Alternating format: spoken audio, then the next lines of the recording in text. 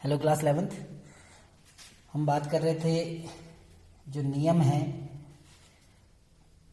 जिसमें हमने पहला जो नियम पढ़ा था गैसों का नियम, वो था बॉयल का नियम, जिसके अंतर्गत हमने कहा था कि स्थिर ताप पर किसी गैस की निश्चित मात्रा का जो आयतन होता है वो उसके दाब के व्युत्क्रमानुपाती होता है। मैं इसको एक बार फिर से रिपीट कर रहा हूँ। हमने बॉयल का नियम पढ़ा था और बॉयल का नियम क्या कहता है? बॉयल का नियम कहता है P प्रोपोर्शनल टू 1/V या V प्रोपोर्शनल टू 1/P। आप इसको कैसे भी लिख सकते हैं, जैसे हमने कहा था कि जो आयतन होता है वो दाब के व्युत्क्रमानुपाती होता है यदि तापमान क्या है? कांस्टेंट है। यदि हम टेम्परेचर को बिना परिवर्तित किए दाब और आयतन में यानी दाब में परिवर्तन करें तो गैस का आयतन भी परिवर्तित होता है और व्युत्क्रमानुपाती होता है। दैट मीन्स यदि आप प्रेशर को बढ़ाओगे तो वॉल्यूम डिक्रीज होगा, घटेगा। दाब बढ़ाओगे आयतन घटेगा, दाब घटाओगे आयतन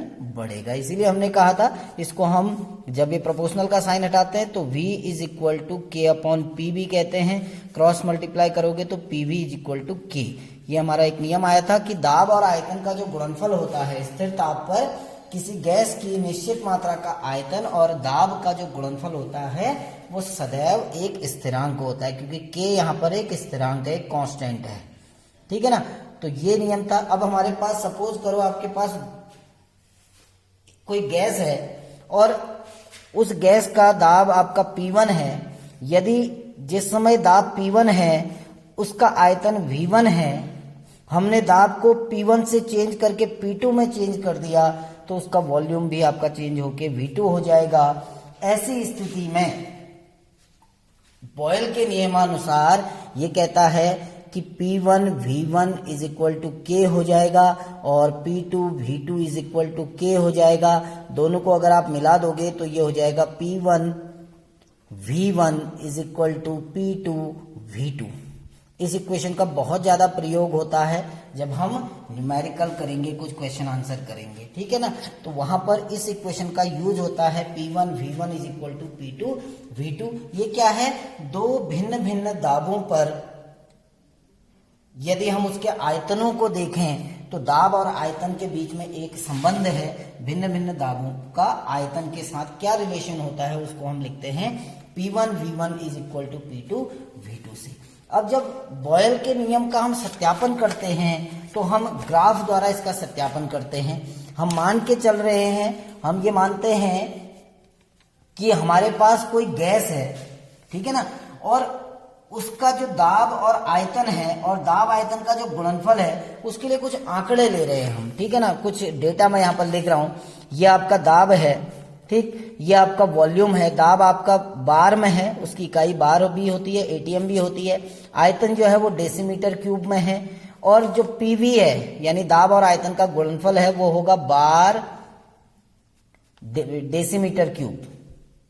अब मैं कुछ आंकड़े लिख रहा हूं, यानी जब प्रेशर आपका 0.20 बार था उसका वॉल्यूम आपका 112 डेसीमीटर क्यूब था।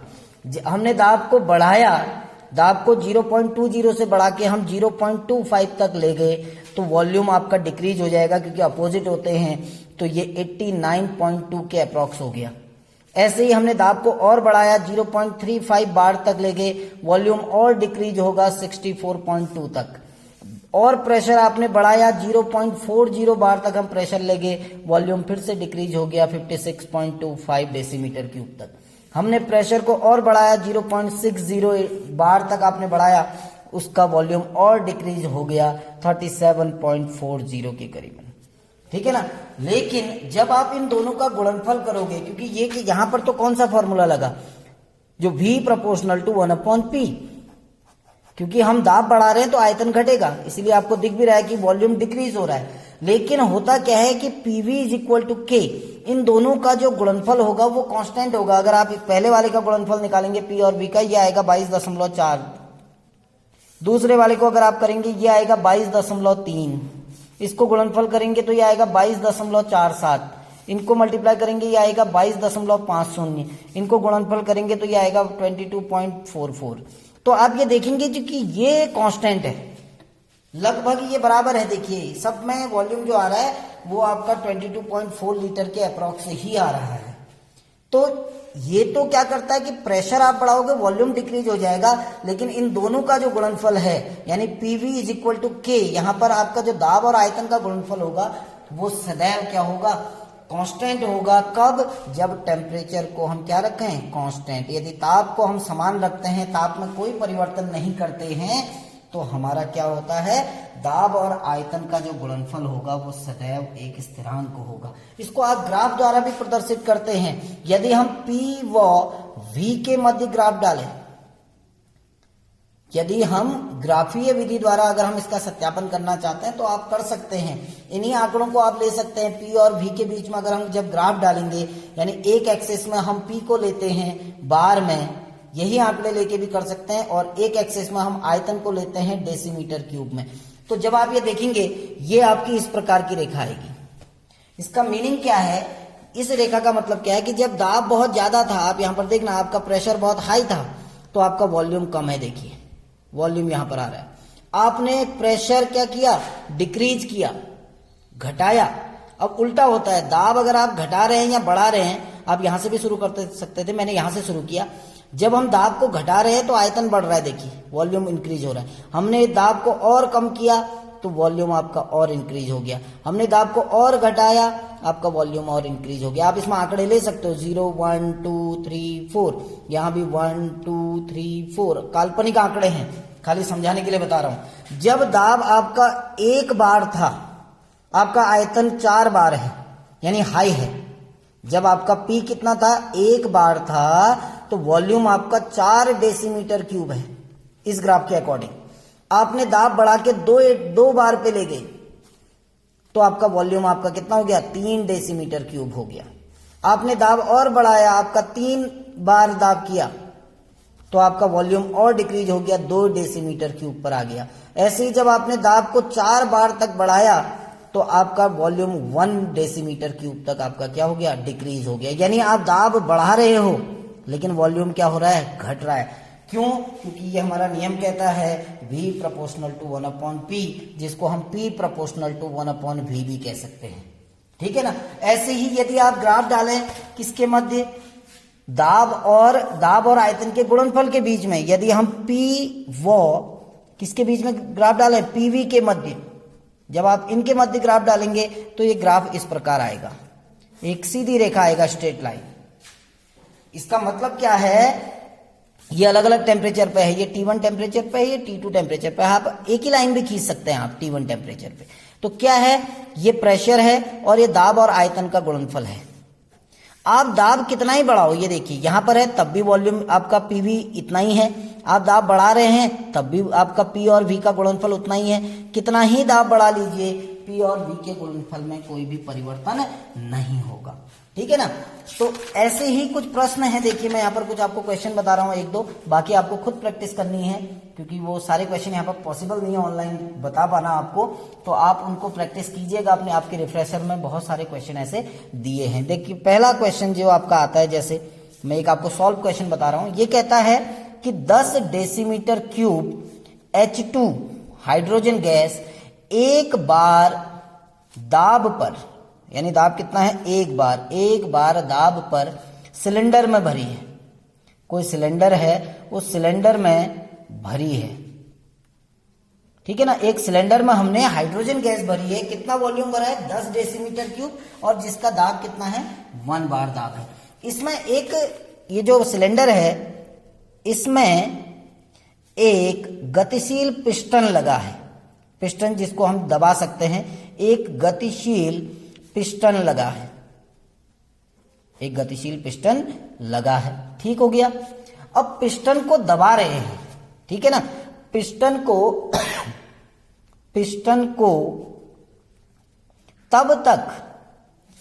तब तक दबाया जाता है, पिस्टन को तब तक दबाया जाता है जब तक कि समान द्रव्यमान की, अब समान द्रव्यमान वही गैस है, जब तक कि समान द्रव्यमान की गैस समान ताप पर 2 डेसीमीटर क्यूब आयतन न घेर ले, आयतन न घेर ले, यानी हम पिस्टन को दबा रहे हैं और गैस का वॉल्यूम घटा रहे हैं, कितने वॉल्यूम तक? 2 डेसीमीटर क्यूब तक। पिस्टन का दाब ज्ञात कीजिए, पिस्टन का दाब ज्ञात कीजिए, यानी हमको दाब निकालना है जो हमने लगाया पिस्टन पे। आप इसको समझना कि ये एक कोई सिलेंडर है, इसमें कोई गैस भरी है, यहां तक हम मान के चल रहे हैं, ये वॉल्यूम कितना है? 10 डेसीमीटर क्यूब है, यानी ये 10 डेसीमीटर क्यूब। अब इसमें एक पिस्टन लगा हुआ है पी, पिस्टन को हमने दबाया, नीचे को एक दाब लगाया यहां से, और इस गैस जो भरी है इसका जो दाब है वैसे वो 1 बार है। जब 10 डेसीमीटर क्यूब था तो गैस का दाब कितना था? 1 बार। अब हमने किया क्या? पिस्टन को दबाया और पिस्टन को दबाने से आयतन घट गया, और घट के कितना हो गया? 2 डेसीमीटर क्यूब। वो पूछ रहे हैं कि ये दाब कितना लगाया आपने, इस पिस्टन पर कितना दाब आपने लगाया। होली में पिचकारी होती है ना, बिल्कुल वही है, बिल्कुल, क्योंकि हमने पिस्टन को दबाया और गैस संपीड़ित हो गई। गैस जब संपीड़ित होगी तो आयतन घट जाएगा, और कितना दाब आपके द्वारा लगाया गया वो हमें ज्ञात करना है। तो इसके लिए सिंपल सा फॉर्मूला आपका लगेगा P1 V1 is equal to P2 V2। अब ये ध्यान देना, जो दाब दिया है वो P1 होगा, ये P1 है, ये V1 है, ये V2 है, ये P1 है, ये P2 है। आपको P2 ज्ञात करना है, तो जब हम P2 निकालेंगे तो क्या हो जाएगा? P1 V1 upon V2, P1 V1 upon V2। बस सिंपल सा आपको इसमें मान रख देना है। पहला दाब कितना है? 1 बार है। आयतन कितना है? प्रारंभिक आयतन कितना है? 10 डेसीमीटर क्यूब है ना, और आयतन घटकर कितना हो जा रहा है? 2 डेसीमीटर क्यूब। आप क्रॉस इसको भाग देंगे तो 5 आ जाएगा, यानी कितना दाब हमारे द्वारा लगाया गया? 5 बार का दाब हमारे द्वारा लगाया गया। तो बहुत इजी क्वेश्चन होते हैं इस प्रकार के, आप देखना आपकी बुक में आपको ये क्वेश्चन मिलेंगे, ठीक है ना। सारे क्वेश्चन नहीं करा रहा हूं, केवल एक एग्जांपल के तौर पे आपको बता दिया कि किस प्रकार के प्रश्न आपके बॉयल के नियम से आ सकते हैं। दूसरा नियम आपका चार्ल्स का नियम कहलाता है। दूसरा नियम आपका चार्ल्स का नियम है। गैसों के नियम में दूसरा नियम हम पढ़ते हैं चार्ल्स का नियम। चार्ल्स का नियम जो था ये 1787 में 1887 में एक साइंटिस्ट थे जिनका नाम था जैकब चार्ल्स, उनके द्वारा दिया गया, ठीक है ना। अब इस नियम, ये नियम था क्या? बॉयल के नियम में हमने क्या किया ये याद रखना। बॉयल के नियम में हमने तापमान को कांस्टेंट रखा था। किसके नियम में? बॉयल के नियम में। जब हमने बॉयल का नियम पढ़ा तो वहां पर क्या कांस्टेंट था आपका? ताप कांस्टेंट था ना। चार्ल्स के नियम में हम क्या करेंगे? प्रेशर को कांस्टेंट रखेंगे, दाब को कांस्टेंट रखेंगे। ये चार्ल्स के नियम में। चार्ल्स का नियम किसके लिए है? ये आयतन और ताप के मध्य संबंध के लिए है। जैसे बॉयल का नियम जो था वो किसके बीच में रिलेशन बताता था? दाब और आयतन के बीच में रिलेशन बताता था, क्योंकि टेम्परेचर कांस्टेंट था। ये बताएगा टेम्परेचर और वॉल्यूम के बीच में रिलेशन बताएगा जो चार्ल्स का नियम है, क्योंकि यहां पर आपका क्या होता है? यहां पर हमारा जो P है, दाब है, वो बिल्कुल क्या है? कांस्टेंट है।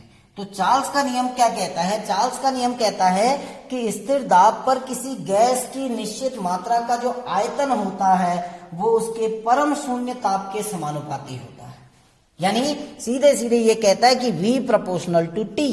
अगर हम शॉर्ट में याद करें तो ये कहता है कि जो आयतन है वो ताप के समानुपाती होता है। आप टेम्परेचर बढ़ाओगे तो आपका वॉल्यूम भी बढ़ेगा, आप टेम्परेचर घटाओगे तो आपका वॉल्यूम भी घटेगा। इसीलिए ये नियम क्या कहता है? ये कहता है कि स्थिर दाब पर, पहले ही बता चुका हूं प्रेशर कांस्टेंट होगा, तो ये कहता है स्थिर दाब पर किसी गैस की, नियम जैसा है बिल्कुल वैसे ही लिखेंगे, स्थिर दाब पर किसी गैस की निश्चित मात्रा का आयतन, निश्चित मात्रा का आयतन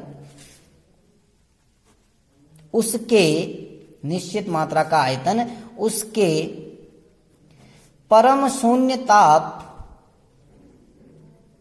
परम शून्य ताप के समानुपाती होता है। परम शून्य ताप आपका 0 केल्विन होता है, परम शून्य ताप के समानुपाती होता है, जिसको हमने फॉर्मूले के फॉर्म में लिखा V प्रोपोर्शनल टू T।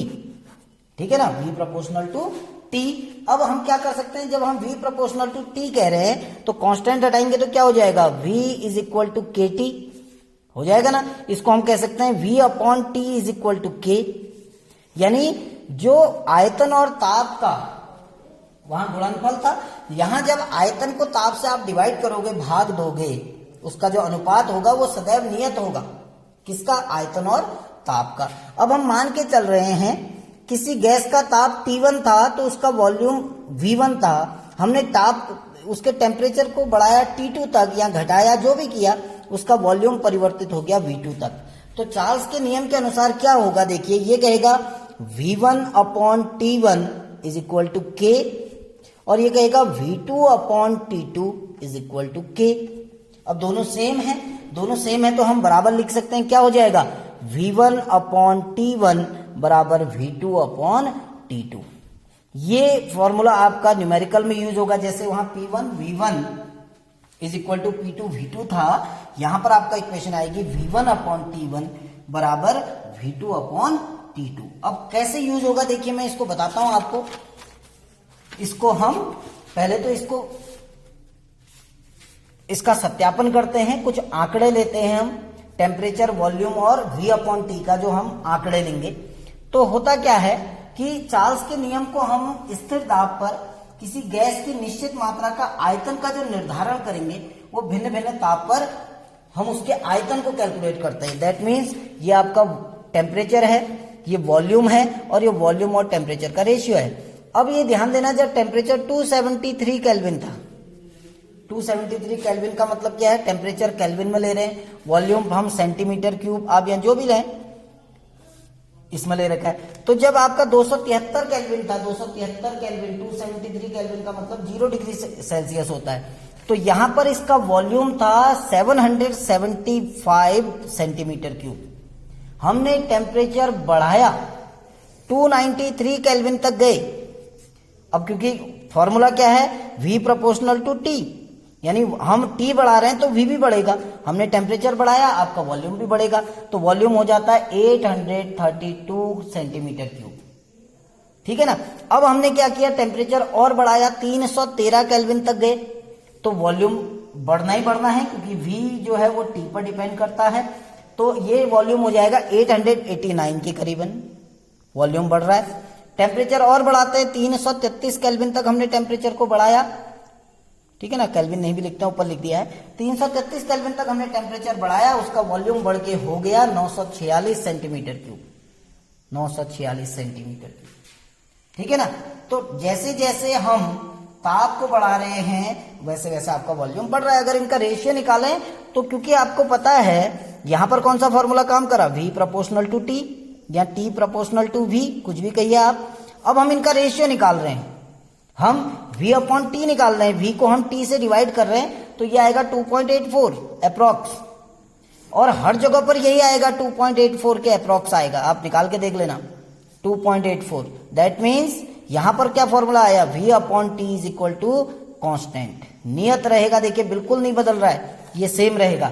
यानी जो आयतन और दाब का जो भागफल होगा, आयतन और ताप का जो भागफल होगा, वो हमेशा क्या रहेगा? समान होगा। तो इसी को हम कहते हैं चार्ल्स का नियम। ठीक है ना? चार्ल्स के नियम से क्वेश्चन किस प्रकार के आते हैं, एक क्वेश्चन आपको मैं बताता हूं करके, बाकी क्वेश्चन के आप प्रैक्टिस करना। जैसे पहला क्वेश्चन है, 373 केल्विन पर हीलियम गैस के नमूने का आयतन, हीलियम गैस के नमूने का आयतन 500 सेंटीमीटर क्यूब है, का आयतन 500 सेंटीमीटर क्यूब है। दाब को स्थिर मानते हुए, पहले ही कहा है कि दाब कांस्टेंट होगा, दाब को स्थिर मानते हुए, दाब को स्थिर मानते हुए, हम प्रेशर हमने कांस्टेंट लिया है, दाब को हम कांस्टेंट ले रहे हैं, तो दाब को स्थिर मानते हुए ताप की गणना कीजिए, ताप की गणना कीजिए। टेम्परेचर निकालना है, टेम्परेचर की गणना करनी है, ताप की गणना कीजिए, जिस पर आयतन 260 सेंटीमीटर क्यूब होगा, जिस पर आयतन 260 सेंटीमीटर क्यूब होगा। सिंपल सा क्वेश्चन है। देखिए आपको T1 दिया है, देखिए T1 कितना है आपका 373 केल्विन, V1 आपको दिया है 500 सेंटीमीटर क्यूब। T2 आपको निकालना है, क्योंकि ताप की गणना कीजिए कह रखा है, T2 आपको निकालना है। V2 आपको दिया है 260 सेंटीमीटर क्यूब। बस फॉर्मूला आपको क्या लगाना है, V1 अपॉन T1 बराबर V2 अपॉन T2। आपको निकालना क्या है, T2 निकालना है, तो T2 इज इक्वल टू क्या हो जाएगा, T1 V2 upon V1, T1 V2 upon V1। आप क्रॉस मल्टीप्लाई कर लो, देखो T1 कितना है 373, V2 कितना है 260, V1 कितना है 500। जब आप इसको कैलकुलेट करेंगे ये आएगा 193.96 केल्विन। तो टेम्परेचर आपका जो निकला T2 वो आ गया 193.96 केल्विन। ठीक है ना। तो ये आपका चार्ल्स का नियम था। कल हम अवोगाद्रो के नियम के बारे में बात करेंगे और आदर्श गैस समीकरण उसके बाद हम ज्ञात करेंगे। Thank you.